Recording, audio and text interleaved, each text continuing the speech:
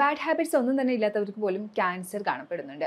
ഒരു വീട്ടിൽ ഒന്നല്ലെങ്കിൽ അതിലധികം ആളുകൾക്ക് ക്യാൻസർ ഹിസ്റ്ററി ഉള്ള ഒരു കാലത്താണ് നമ്മൾ ഇന്ന് ജീവിക്കുന്നത്. അപ്പോൾ ഇത്തരത്തിലുള്ള ക്യാൻസർ വരാതിരിക്കാൻ എന്തൊക്കെ ശ്രദ്ധിക്കണം, എന്തൊക്കെ അവോയ്ഡ് ചെയ്യണം, ഇതിന് കാണിക്കുന്ന ലക്ഷണങ്ങൾ എന്തൊക്കെയാണെന്നാണ് നമ്മൾ ഇന്ന് ഡിസ്കസ് ചെയ്യാൻ പോകുന്നത്. ഞാൻ doctor Amina, Nirala natural cure സെൻ്ററിലെ ചീഫ് മെഡിക്കൽ ഓഫീസറാണ്.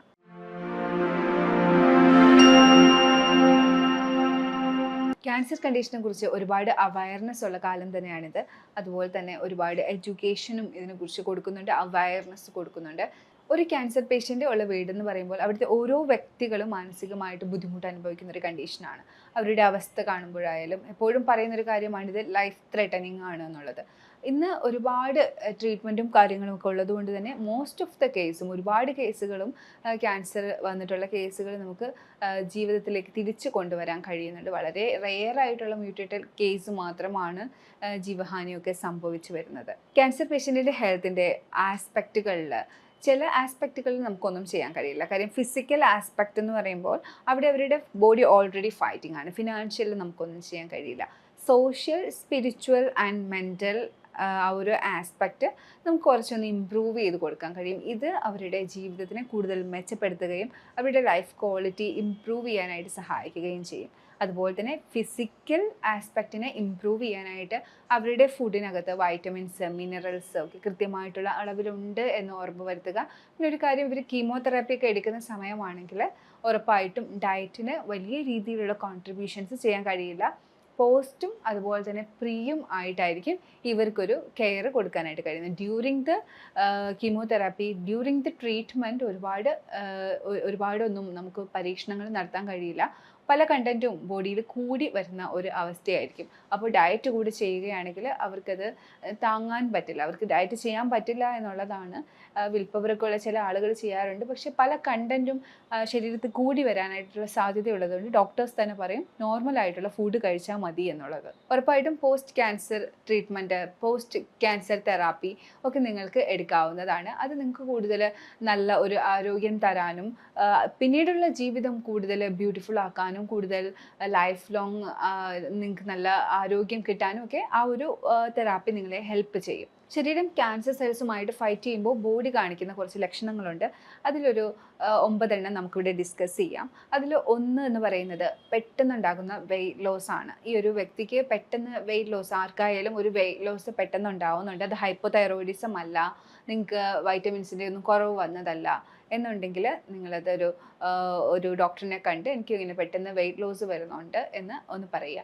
അതുപോലെ തന്നെ നിങ്ങൾക്ക് അടിക്കടി എപ്പോഴും ചുമച്ചുകൊണ്ടിരിക്കുന്ന ഒരവസ്ഥയുണ്ട്. അവർ ഏജ്ഡ് ആയിട്ടുള്ള ആൾക്കാരല്ല, അവർക്ക് ശ്വാസം മുട്ടൊന്നും ഇല്ല എന്നുണ്ടെങ്കിൽ ആ ഒരു എപ്പോഴും ചുമ വന്നുകൊണ്ടിരിക്കുന്നുണ്ടെങ്കിൽ ഡോക്ടറിനെ പോയി കാണുക എന്നുള്ളതാണ്. കഴലകളിൽ വീർമത, ഈ ഒരു കഴലകൾ വീർത്തിരിക്കുന്നുണ്ട്, ഈ ഒരു നീരിറക്കമൊന്നും അല്ല, അല്ലെങ്കിൽ തലയിൽ പെയിൻ ഒന്നും കൂടുതലുള്ള കണ്ടീഷനൊന്നും ഇല്ല എന്നുണ്ടെങ്കിൽ, വെറുതെ റീസൺ ഇല്ലാതെയാണ് കഴലകളിൽ വീർമത വന്നിരിക്കുന്നതെങ്കിൽ അതും ഡോക്ടറിനെ ഒന്ന് കാണിക്കുക. എപ്പോഴും ക്ഷീണം, എപ്പോഴും രാവിലെ എണീക്കുമ്പോൾ ക്ഷീണം, കിടക്കുമ്പോൾ ക്ഷീണം, അങ്ങനെ ഏത് സമയത്തും ക്ഷീണം അനുഭവപ്പെടുന്ന ഒരവസ്ഥയുണ്ടെങ്കിലും നിങ്ങളൊന്ന് ഡോക്ടറിനെ കാണുക. അടിക്കടി പനി വന്നുകൊണ്ടിരിക്കുന്ന അവസ്ഥയുണ്ടെങ്കിലും ഒരു പക്ഷേ നിങ്ങളുടെ ബോഡി ക്യാൻസർ സെൽസുമായിട്ട് ഫൈറ്റ് ചെയ്തുകൊണ്ടിരിക്കുന്നത് കൊണ്ടായിരിക്കാം. ഇതൊരിക്കലും വീട്ടിൽ കുഞ്ഞു കുട്ടികൾ സ്കൂളിൽ പോയിട്ട് വരുമ്പോൾ പനി വരുന്ന ആ ഒരു അവസ്ഥയല്ല. എപ്പോഴും കുഞ്ഞു കുട്ടികൾക്ക് പെട്ടെന്ന് പനി വരാനോ അത് കുഞ്ഞു കുട്ടികളുടെ വീട്ടിൽ എപ്പോഴും ഒരു പനി വരാനുള്ള സാധ്യതയുണ്ട്. അപ്പോൾ അങ്ങനെയല്ല, അല്ലാതെ ഈ ഒരു റീസൺ ഒന്നുമില്ലാതെ എപ്പോഴും പനി വരിക, വേറെ റീസൺ ഒന്നുമില്ലാതെ ഇടയ്ക്കിടയ്ക്ക് പനി വരിക, അത്തരത്തിലുള്ള പ്രശ്നമുണ്ടെങ്കിലും ബോഡി ചിലപ്പം ക്യാൻസർ സെൽസുമായിട്ട് ഫൈറ്റ് ചെയ്യുന്നുണ്ടാവാം.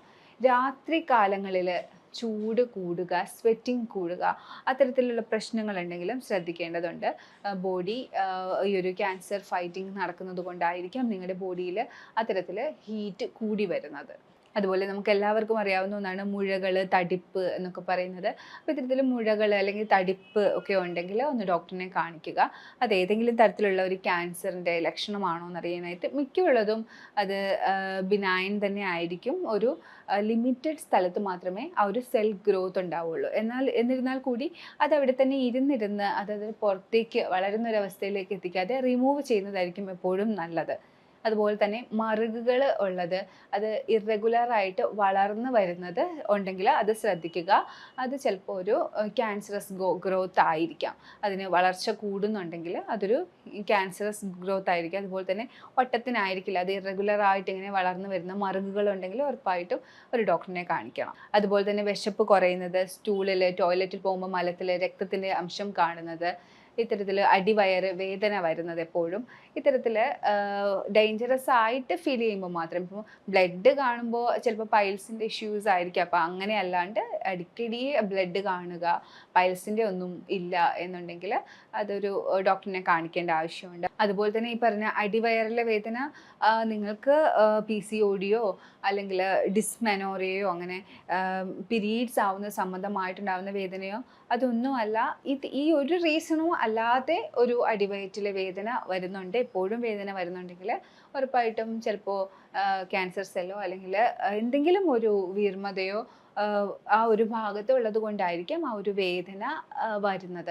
അപ്പോൾ അതും ഒന്ന് ഡോക്ടറിനെ കാണിക്കുക. അപ്പോൾ ഇത്രയും കാര്യങ്ങളാണ് ക്യാൻസർ വരുന്നതിന് മുന്നേ ബോഡി നമുക്ക് കാണിച്ചു തരുന്നത്. ഇനി എന്തൊക്കെ കാരണങ്ങൾ കൊണ്ടായിരിക്കാം ഒരാൾക്ക് ഇത്തരത്തിൽ ക്യാൻസറിൻ്റെ സിംറ്റംസ് വരുന്നു, ക്യാൻസർ വരുന്നു? കൂടുതലായിട്ടും ഏജൊക്കെ ആയി വരുന്ന സാഹചര്യത്തിൽ അവർക്ക് ഇമ്മ്യൂണിറ്റി കുറഞ്ഞ് DNA വ്യത്യാസം വന്ന് മ്യൂട്ടേഷനൊക്കെ വന്നിട്ട് ഈ ഒരു ക്യാൻസറിലേക്ക് വരാനായിട്ടുള്ള സാധ്യതയുണ്ട്. അതുപോലെ തന്നെ വരുന്നൊരു കാര്യമാണ് എൻവിറോൺമെൻറ്റൽ ഫാക്ടേഴ്സ് ആയിട്ടുള്ള പ്ലാസ്റ്റിക് കത്തിക്കുന്നത്.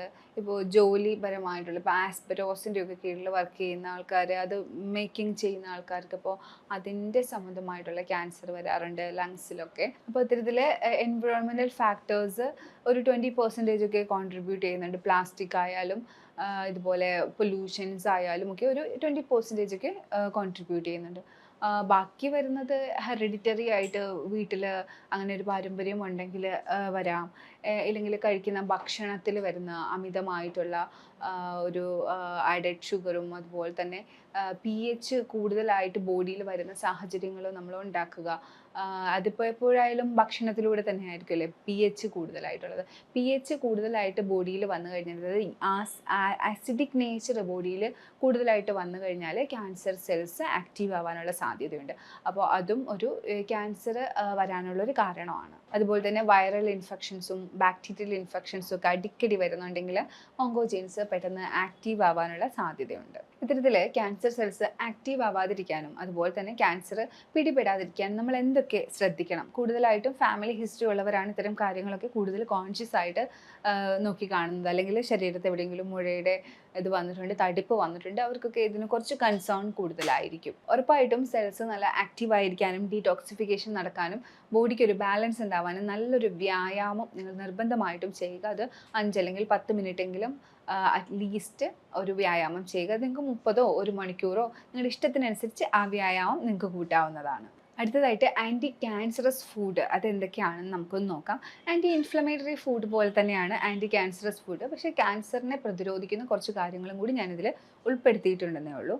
അപ്പോൾ ഇത് ആൻറ്റി ക്യാൻസറസ് ഫുഡിൽ ഉറപ്പായിട്ടും നമ്മൾ ഒഴിവാക്കാനുള്ള കുറച്ചുണ്ട്. അതെന്ന് പറയുന്നത് ഈ ബേക്കറി ഫുഡ്സും റിഫൈൻഡ് ഷുഗറും റിഫൈൻഡ് ആയിട്ടുള്ള ഓയിൽസും റിഫൈൻഡ് ആയിട്ടുള്ള ഫ്ലോറും ആണ്. അതായത് വെള്ള നിറത്തിലുള്ള തവിടെല്ലാം കളഞ്ഞിട്ടുള്ള അരി വർഗ്ഗങ്ങൾ, ധാന്യങ്ങൾ എല്ലാം, പിന്നെ റിഫൈൻ ചെയ്ത് വരുന്ന പാം ഓയിൽ, ഇത് നമ്മുടെ സൺഫ്ലവർ ഓയിൽ, അത് ഏത് ഓയിലിൻ്റെ മുകളിൽ റിഫൈൻഡ് എന്ന് എഴുതിയിട്ടുണ്ടോ അത് നിങ്ങൾക്ക് ഒഴിവാക്കാം. ഇപ്പോൾ കോക്കനട്ട് ഓയിൽ നമുക്ക് നാട്ടിലുള്ളതായതുകൊണ്ട് നമുക്കത് വിശ്വസിച്ച് മേടിക്കാം. അതിൽ തന്നെ അതെങ്ങനെയാണ് ഉണ്ടാകുന്നതെന്ന് നിങ്ങൾക്ക് അറിയില്ലെങ്കിൽ അത് മേടിക്കാതിരിക്കുക. അത് ഏറ്റവും നല്ല രീതിയിൽ ഒറിജിനലായിട്ട് കിട്ടുന്ന ഓയിൽസ് മാത്രം നിങ്ങൾ ഉപയോഗിച്ചാൽ മതി. ആൻറ്റി ക്യാൻസറസ് ഫുഡിൽ രണ്ടാമത് വരുന്നത് വൈറ്റമിൻ സി ആണ്. ക്യാൻസറിനെ പ്രതിരോധിക്കാനായിട്ട് വൈറ്റമിൻ സി ധാരാളം അടങ്ങിയിട്ടുള്ള ഭക്ഷണം നമ്മൾ കഴിക്കണം. ലെമൺ എടുക്കാം, അതുപോലെ തന്നെ നെല്ലിക്കയുടെ ജ്യൂസ്, നെല്ലിക്ക ഒക്കെ നിങ്ങൾക്ക് കഴിക്കാവുന്നതാണ്. പറയുമ്പോൾ ഞാൻ എപ്പോഴും പറയുന്നു, എല്ലാ ദിവസവും നെല്ലിക്ക കഴിച്ചുകൊണ്ടിരിക്കേണ്ട. വീക്ക്ലി 2 പ്രാവശ്യമോ 3 പ്രാവശ്യമോ ഒക്കെ നെല്ലിക്ക ഉപയോഗിക്കുന്നത് നല്ലതാണ്. ആവശ്യത്തിനുള്ള കണ്ടന്റ് അപ്പോഴത്തേക്കും വൈറ്റമിൻ സി ഒക്കെ ബൂസ്റ്റ് ആയിക്കോളും. സിട്രസ് ഫ്രൂട്ട്സ് കഴിക്കുന്നത് നല്ലതാണ്. ഓറഞ്ച്, ആപ്പിള്, അങ്ങനെ സിട്രസ് അടങ്ങിയിട്ടുള്ള ഫ്രൂട്ട്സ്, മുന്തിരിയൊക്കെ കഴിക്കുന്നത് നല്ലതാണ്. അതുപോലെ തന്നെ ശരീരത്തിനെ എപ്പോഴും ശുദ്ധിയാക്കിക്കൊണ്ടിരിക്കുന്ന പ്രോപ്പർട്ടിയുള്ള, ഡീടോക്സിങ് പ്രോപ്പർട്ടിയുള്ള ഭക്ഷണ വസ്തുക്കളായിട്ടുള്ള ബീട്രൂട്ട് അതിൻ്റെ ജ്യൂസ് കുടിക്കുന്നത് നല്ലതാണ്. അതുപോലെ നിങ്ങൾക്ക് മിൻറ്റ്, കുക്കുംബർ, പുതിനയില, കുക്കുംബർ, ഇഞ്ചി ഒക്കെ ഇത്തരത്തിൽ ആൻറ്റി ക്യാൻസറസ് ആയിട്ടുള്ളതാണ്. അപ്പോൾ ഇതെല്ലാം കഴിക്കുന്നത് നല്ലതാണ്. ഇതെല്ലാം കൂടി ഒരുമിച്ച് ഒരു കുപ്പിക്കകത്ത് സൂക്ഷിച്ച് കുടിക്കാവുന്നതുമാണ്. ആൻറ്റി ക്യാൻസറസ് ഫുഡിൽ അടുത്തത് വരുന്നത് പ്രോട്ടീൻ റിച്ച് ഫുഡാണ്. നമ്മുടെ ശരീരത്തിനെ ഏറ്റവും ആരോഗ്യകരമാക്കി വെക്കുമ്പോഴേ അതിന് മറ്റുള്ള എന്തെങ്കിലും ഒരു ഫോറിൻ മാറ്റർ ഉള്ളിലേക്ക് വരുന്നുണ്ടെങ്കിൽ അതിന് എഗെയിൻസ്റ്റ് ആയിട്ട് ഫൈറ്റ് ചെയ്യാൻ പറ്റുള്ളൂ. അപ്പോൾ ഏറ്റവും നല്ല പ്രോട്ടീൻസ് ബോഡിയിൽ കൊടുക്കുക എന്നുള്ളതാണ്. നട്ട്സ് ആയാലും വാൾനട്ട്, ആൽമണ്ട്, നിലക്കടല, നിങ്ങൾക്ക് ഏതാണോ അഫോർഡ് ചെയ്ത് മേടിക്കാൻ പറ്റുന്നത് അത് മേടിക്കുക. അതുപോലെ തന്നെ അത്തിപ്പഴം കഴിക്കുന്നത് വളരെ നല്ലതാണ്. വൈറ്റമിൻ ഡി ഒക്കെ ഒരുപാട് കൂടുതലുള്ള അത്തിപ്പഴം ഡെയിലി കഴിക്കുന്നത് നിങ്ങൾക്ക് അഫോർഡ് ചെയ്യാൻ പറ്റുമെങ്കിൽ അത് കഴിക്കുന്നത് നിങ്ങൾക്ക് ക്യാൻസർ പ്രതിരോധിക്കാനായിട്ട് ഹെൽപ്പ് ചെയ്യുന്നുണ്ട്. നല്ല പ്രോട്ടീനിൽ വരുന്നതാണ് പയർ, കടല, കിനോവ ഒക്കെ നല്ല പ്രോട്ടീനിൽ വരുന്ന മഷ്റൂംസ്, പനീർ, ഇതൊക്കെ നിങ്ങൾക്ക് യൂസ് ചെയ്യാവുന്നതാണ്. ലീൻ മീറ്റ് ആയിട്ടുള്ള ചിക്കനും ഫിഷും ഒക്കെ ഉപയോഗിക്കുന്നത് നല്ല പ്രോട്ടീൻസ് ഉണ്ടാവാനായിട്ട് നിങ്ങൾക്ക് ഹെൽപ്പ് ചെയ്യുന്നുണ്ട്. അതുപോലെ ഇത്തരം ധാന്യങ്ങളൊക്കെ മുളപ്പിച്ച് അതിനെ പൗഡറാക്കി വെച്ച് അതുകൊണ്ട് നിങ്ങൾക്ക് ദോശ, പുട്ട്, നിങ്ങൾക്ക് ഇഷ്ടമുള്ള പൊറിഡ്ജ് ഒക്കെ ഉണ്ടാക്കി കഴിക്കാവുന്നതാണ്. അതെല്ലാം തന്നെ ആൻറ്റി ക്യാൻസറസ് ഫുഡാണ്. അടുത്തതായിട്ട് ശ്രദ്ധിക്കാനുള്ളത് ആൽക്കലിക് നേച്ചറുള്ള ഫുഡ് കൂടുതലായിട്ട് ഉൾപ്പെടുത്താൻ ശ്രദ്ധിക്കുക. നേരത്തെ ഞാൻ പറഞ്ഞു pH കൂടുതലാണെങ്കിൽ ക്യാൻസർ സെൽസ് ആക്റ്റീവ് ആവും എന്നുള്ളത്. അപ്പോൾ ആൽക്കലൈൻ നേച്ചറുള്ള കുമ്പളം, പടവലം, തടിയൻ, കുക്കുംബർ അതുപോലുള്ളവയൊക്കെ ഉൾപ്പെടുത്തുകയാണെങ്കിൽ ബോഡിയുടെ ഒരു ആൽക്കലിക് നേച്ചർ കീപ്പ് ചെയ്യാൻ പറ്റും. എവറി ഡേ ഒരു ഫ്രൂട്ടൊക്കെ കഴിക്കുകയാണെങ്കിൽ നിങ്ങൾക്ക് എപ്പോഴും ബോഡിയുടെ ഒരു ആൽക്കലിക് നേച്ചർ കീപ്പ് ചെയ്യാൻ പറ്റും. അതിൽ തന്നെ കുമ്പളം ജ്യൂസ് കുടിക്കുന്നത് ബോഡിക്ക് എപ്പോഴും വളരെ നല്ലതാണ്. ഡീടോക്സിഫിക്കേഷന് ഹെൽപ്പ് ചെയ്യുന്നുണ്ട്. ബാർലറി തിളപ്പിച്ച വെള്ളം അത് ഡീടോക്സിഫിക്കേഷന് ഹെൽപ്പ് ചെയ്യുന്നുണ്ട്. എപ്പോഴും ക്ലീൻ ആക്കി ബോഡിയെ വെക്കാനായിട്ട് സഹായിക്കുന്നുണ്ട്. ഒരു ആൽക്കലൈൻ നേച്ചറൊക്കെ കീപ്പ് ചെയ്യാനായിട്ട് ഇതെല്ലാം സഹായിക്കുന്നുണ്ട്. ലെമൺ ഹണി വാട്ടർ, ഒരു ഗ്ലാസ് വെള്ളത്തിൽ 1 ടേബിൾ സ്പൂൺ ഹണിയും 1 അരമുറി നാരങ്ങയും കലക്കി എടുക്കുമ്പോൾ അതിനകത്ത് കൂടുതൽ വൈറ്റമിൻ സിയും അതുപോലെ തന്നെ മിനറൽസും ഒരു ആൽക്കലിക് ആയിട്ടുള്ള ഒരു ഡ്രിങ്കും ഒക്കെ ആയിട്ട് നമുക്കത് എടുക്കാം. അപ്പോൾ ഇത്തരത്തിൽ ആൻറ്റി ക്യാൻസറസ് ഫുഡിനകത്ത് ഈ ഒരു ലെമൺ ഹണി വാട്ടറും വരുന്നുണ്ട്. കൂടാതെ ഗ്രീൻ വെജിറ്റബിൾസിൻ്റെ ജ്യൂസുകൾ, അതായത് ലെറ്റ്യൂസ്, സ്പിനാച്ച് ഒക്കെ വെച്ചിട്ടുണ്ടാക്കുന്ന ഗ്രീൻ ജ്യൂസുകൾ ഇത്തരത്തിൽ ആൻറ്റി ക്യാൻസറസ് ആയിട്ട് ഹെൽപ്പ് ചെയ്യുന്നുണ്ട്. ആൽമണ്ട് മിൽക്ക് ഹെൽപ്പ് ചെയ്യുന്നുണ്ട്. ഗ്രീൻ ടീ ഹെൽപ്പ് ചെയ്യുന്നുണ്ട്. ഒരു ആൻറ്റി ക്യാൻസറസ് ആയിട്ട് പ്രവർത്തിക്കുന്നുണ്ട്. ഇങ്ങനെ ആൻറ്റി ക്യാൻസറസ് ഡയറ്റൊക്കെ പ്രിഫർ ചെയ്യുന്ന ആളുകളാണെങ്കിൽ നിങ്ങൾക്ക് ആൽക്കലൈൻ ടീസ് ട്രൈ ചെയ്യാവുന്നതാണ്. ഈസ്റ്റേൺ മെഡിസിനിൽ കൊറിയ, ജപ്പാൻ, ചൈന ഈ സ്ഥലങ്ങളിലൊക്കെയാണ് ഇത്തരത്തിലുള്ള ടീകൾ കൂടുതലായിട്ട് ഉപയോഗിക്കുന്നത്. അതിനകത്ത് ഒന്ന് കെമോമൈൽ ടീ ആണ്. നമുക്കിവിടെ അവൈലബിൾ അല്ലെങ്കിൽ നമുക്ക് ഓൺലൈനിൽ മേടിക്കാൻ കിട്ടുന്നതാണ് ഇതിൻ്റെ പെറ്റൽസ്. അപ്പോൾ കെമോമൈൽ ടീ നല്ല പീസ്ഫുൾ അറ്റ്മോസ്ഫിയർ തരാനും ഡീടോക്സിഫിക്കേഷനും ആൽക്കലൈൻ നേച്ചർ കീപ്പ് ചെയ്യാനും ഒക്കെ ഹെൽപ്പ് ചെയ്യുന്നുണ്ട്. നമുക്ക് സുലഭമായി കിട്ടുന്ന ജിഞ്ചർ, നമ്മുടെ ഇഞ്ചി തിളപ്പിച്ചുണ്ടാക്കുന്ന ആ ഒരു ടീ, അതായത് ആ ഒരു ഹെർബൽ ടീയും നമുക്ക് ഒരു ആൽക്കലൈൻ ഡ്രിങ്ക് ആയിട്ട് ഉപയോഗിക്കാം. പെപ്പർ മിൻറ്റ് ടീ, മിൻറ്റും പെപ്പറും യൂസ് ചെയ്തിട്ടുണ്ടാക്കുന്ന തിളപ്പിച്ചുണ്ടാക്കുന്ന ആ ഒരു ഹെർബൽ ടീയും നമുക്കൊരു ആൽക്കലൈൻ നേച്ചർ കൊണ്ടുവരാനായിട്ട് ഹെൽപ്പ് ചെയ്യുന്നുണ്ട്. ഇരട്ടി മധുരം, നമ്മുടെ അങ്ങാടിക്കടയിലൊക്കെ കിട്ടുന്ന ഇരട്ടി മധുരം തിളപ്പിച്ചുണ്ടാക്കുന്ന വെള്ളവും നമുക്കൊരു ആൽക്കലൈൻ നേച്ചർ കീപ്പ് ചെയ്യാനായിട്ട് ഹെൽപ്പ് ചെയ്യുന്നുണ്ട്. ഉറപ്പായിട്ട് നമുക്ക് എല്ലാവർക്കും അറിയാവുന്ന ഗ്രീൻ ടീയും ഈ ഒരു പ്രോപ്പർട്ടി തന്നെയാണ് തരുന്നത്. അപ്പോൾ ഇത്രയും ഹെർബൽ ടീകൾ നിങ്ങൾക്ക് മാറി മാറി ട്രൈ ചെയ്യാവുന്നതാണ്. അപ്പോൾ ആൻറ്റി ക്യാൻസറസ് ഡയറ്റ് ആണ് നിങ്ങൾ നോക്കുന്നതെങ്കിൽ ആൽക്കലൈൻ ടീയും ഇതിൻ്റെ ഒരു പാർട്ടാണ്. ഉറപ്പായിട്ടും ഒരു ക്യാൻസറസ് ഗ്രോത്ത് ഉണ്ടാകുന്ന ബോഡിയിൽ ഇൻഫ്ലമേഷൻ ഉണ്ടാകുന്ന ബോഡിയിൽ ക്യാൻസറസ് ഗ്രോത്ത് അതൊരു ട്രിഗറായിട്ടും എഫക്റ്റ് ചെയ്യും. അപ്പോൾ ഈ ഒരു ഇൻഫ്ലമേഷൻ ഇല്ലാതിരിക്കാൻ ആൻറ്റി ഇൻഫ്ലമേറ്ററി ആയിട്ടുള്ള കണ്ടൻസ് നമ്മുടെ ബോഡിയിലേക്ക് കൊടുക്കുന്നത് നല്ലതാണ്. അതിനകത്ത് വരുന്നതാണ് നമ്മുടെ കുർക്കുമിൻ. മഞ്ഞളിൽ അടങ്ങിയിട്ടുള്ള കുർക്കുമിൻ എടുക്കുന്നത് നല്ലതാണ്. നിങ്ങൾക്ക് എന്തെങ്കിലുമൊക്കെ തരത്തിൽ വിട്ടുമാറാത്ത ബുദ്ധിമുട്ടുകൾ ഉണ്ടെങ്കിൽ ഈ ഒരു കുർക്കുമിൻ എടുക്കുകയാണെങ്കിൽ നിങ്ങൾക്കത് മാറിക്കിട്ടും. അലർജി പരമായിട്ടുള്ള കാര്യങ്ങളൊക്കെ ഒരു കുർക്കുമിൻ എടുക്കുന്നത് നല്ലതാണ്. അതുപോലെ തന്നെ ഇഞ്ചിയിൽ അടങ്ങിയിട്ടുള്ള ജിഞ്ചറോൾ ആൻറ്റി ഓക്സിഡൻ്റ് ആണ്. അപ്പോൾ ഇഞ്ചി എടുക്കുന്നത് ആൻറ്റി ഇൻഫ്ലമേറ്ററി ആണ്. ഇഞ്ചി ചായയോ ഇഞ്ചി തേനിൽ ചാലിച്ചോ നിങ്ങൾക്ക് എടുക്കാവുന്നതാണ്. കറുത്ത ജീരകം, കരിഞ്ജീരകം അത് ഇതുപോലെ ഒരു ആൻറ്റി ഇൻഫ്ലമേറ്ററി ആണ്. ഇൻഫ്ലമേഷൻസ്, അണുബാധകളൊക്കെ കുറച്ച് നീരൊക്കെ വലിക്കാനായിട്ട് ഹെൽപ്പ് ചെയ്യുന്ന ഒന്നാണ് ഈ ഒരു കരിഞ്ജീരകം എന്ന് പറയുന്നത്. അപ്പോൾ കരിഞ്ജീരകത്തിൻ്റെ പൊടിയോ അല്ലെങ്കിൽ കരിഞ്ജീരകം തിളപ്പിച്ച വെള്ളമോ ഒക്കെ നിങ്ങൾക്ക് ഉപയോഗിക്കാം. അതുപോലെ അയമോദകവും നീര് വലിയാനൊക്കെ ഹെൽപ്പ് ചെയ്യും. ശരീരത്തെ ടോക്സിൻസ് മാറാനും അതുപോലെ തന്നെ ഇൻഫ്ലമേഷൻ കുറയ്ക്കാനും അയമോദകവും ഹെൽപ്പ് ചെയ്യുന്നുണ്ട്. ഉറപ്പായിട്ടും ഒമേഗ 3 ഫാറ്റി ആസിഡ് ഇൻഫ്ലമേഷൻ ഉള്ളവർ എടുക്കേണ്ടതാണ്. അവരുടെ ഇൻഫ്ലമേഷൻസ് കുറയാനായിട്ട് ഒമേഗ 3 ഫാറ്റി ആസിഡും ഹെൽപ്പ് ചെയ്യുന്നുണ്ട്. ഇനി അടുത്തതായിട്ട് പറയാനുള്ളത് വയറ് ശുദ്ധിയാക്കുന്നതിനെ കുറിച്ചാണ്. ഇത്തരത്തിൽ വയറ് ശുദ്ധിയായിട്ടാണ് നിങ്ങൾ നോക്കുന്നതെങ്കിൽ പലതരത്തിലുള്ള ടോക്സിൻസ് ശരീരത്തെ അടിയുന്നതിൽ നിന്നും അതുപോലെ തന്നെ വയറ് സംബന്ധമായിട്ടുള്ള ക്യാൻസർ പിടിപെടുന്നതിൽ നിന്നും നിങ്ങൾക്ക് രക്ഷപ്പെടാൻ പറ്റും. ഇതിനായിട്ട് നിങ്ങൾ ശ്രദ്ധിക്കേണ്ടത് മാസത്തിൽ ഒരിക്കലോ 2 പ്രാവശ്യമോ എനിമ എടുക്കാം. ഇനി എനിമ എടുക്കാൻ പറ്റാത്തവരാണെങ്കിൽ 6 months വൺസോ 1 ഇയറിൽ വൺസൊക്കെ ഒന്ന് കോളൻ തെറാപ്പി എടുക്കാം. ഇനി അതുമല്ല നിങ്ങൾക്ക് ഉള്ളിലേക്ക് എടുത്ത് ലാക്സേറ്റീവായിട്ട് ഇപ്പോൾ ആവണക്കെണ്ണയോ അല്ലെങ്കിൽ നെയ്യോ ഉപയോഗിച്ചിട്ട് നിങ്ങൾക്ക് വയറിലൊരു ലാക്സേറ്റീവ് കൊടുത്ത് ലൂസ് ടൂൾസ് ആക്കി വയറിനെ ഒന്ന് ക്ലീൻ ചെയ്യാം. ഹിബ് അത് ചെയ്യുന്നത് നല്ലതാണ്, ലൂസ് ടൂൾസ് ആവാനും അതുപോലെ തന്നെ വയറ്റിലെ ആക്ടിവിറ്റീസ്, കുടലുകളുടെ ആക്ടിവിറ്റീസ്, അവരുടെ പ്രവർത്തനം ഒക്കെ കൂടുതൽ കാര്യക്ഷമമാക്കാനായിട്ട് ഈ ഒരു ഹിബ് ബാത്ത് ഹെൽപ്പ് ചെയ്യുന്നുണ്ട്.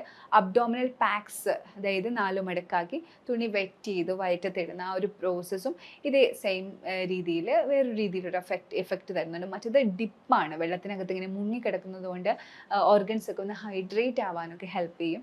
ഇത് ഒന്ന് ഹീറ്റൊക്കെ അബ്സോർബ് ആക്കി ഓർഗൻസിനേക്ക് ഒന്ന് എഫിഷ്യൻ്റ് ആയിട്ട് വർക്ക് ചെയ്യാനായിട്ട് ഒരു കോൾഡ് അബ്ഡോമിനൽ പാക്കും ഹെൽപ്പ് ചെയ്യുന്നുണ്ട്. ഇതിൻ്റെ കൂട്ടത്തിൽ ഫാസ്റ്റിംഗ് എടുക്കാനും ഇൻ്റർമീഡിയറ്റ് ഫാസ്റ്റിംഗ് എടുക്കാനും ശ്രമിക്കുക. ഇത്തരത്തിൽ fasting, intermediate fasting, fruit fasting, juice fasting ഒക്കെ എടുക്കുന്നതിലൂടെ വയറിൻ്റെ ഹെൽത്ത്, അതായത് നമ്മുടെ ദഹന വ്യവസ്ഥ കംപ്ലീറ്റ് ആയിട്ട് ക്ലീൻ ആയി തന്നെ ഇരിക്കും. ശ്രദ്ധിക്കേണ്ട ഒരു കാര്യം എന്ന് പറഞ്ഞാൽ ഗ്യാസ് വരുന്ന പ്രശ്നം അല്ലെങ്കിൽ ടോയ്ലറ്റിൽ പോകുന്നതിൻ്റെ പ്രശ്നം ഇതൊന്നും നിങ്ങൾക്കില്ല എന്ന് ഉറപ്പ് വരുത്തുക. അതുപോലെ തന്നെ ഇമ്പോർട്ടൻ്റ് ആയിട്ടുള്ളൊരു കാര്യമാണ് ബോഡിയിൽ നല്ല ബാക്ടീരിയാസ് ഉണ്ടെന്ന് ഉറപ്പ് വരുത്തേണ്ടത്.